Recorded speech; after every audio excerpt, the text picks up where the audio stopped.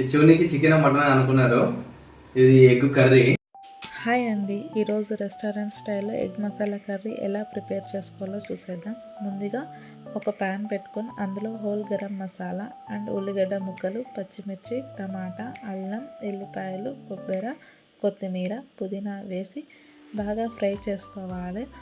Fry చేసుకున్నాక ఇది చల్లారడానికి కొంచెం పక్కన పెట్టండి. చల్లారాక కొంచెం వాటర్ యాడ్ చేసుకుంటూ మెత్తటి పేస్ట్ లాగా మిక్సీ పట్టుకోండి. ఆ తర్వాత ఇంకొక ప్యాన్లో ఆయిల్ వేసుకొని కొంచెం ఉప్పు, కారం, పసుపు వేసి ఉడకబెట్టిన 4 లేదా 5 గుడ్లు వేసుకొని బాగా వేయించుకొని పక్కన పెట్టుకోవాలి. అదే ఆయిల్లో ముందుగా మిక్సీ పట్టుకున్న పేస్ట్ ఉంటుంది కదా, అది వేసి కొంచెం ఫ్రై చేయాలి. తర్వాత కొంచెం దాంట్లో కావాల్సిన కారం, ధనియాల పొడి, ఉప్పు, గరం మసాలా వేసి కొంచెం వాటర్ యాడ్ చేయాలి. ఈ గ్రేవీ చిక్కపడిన తర్వాత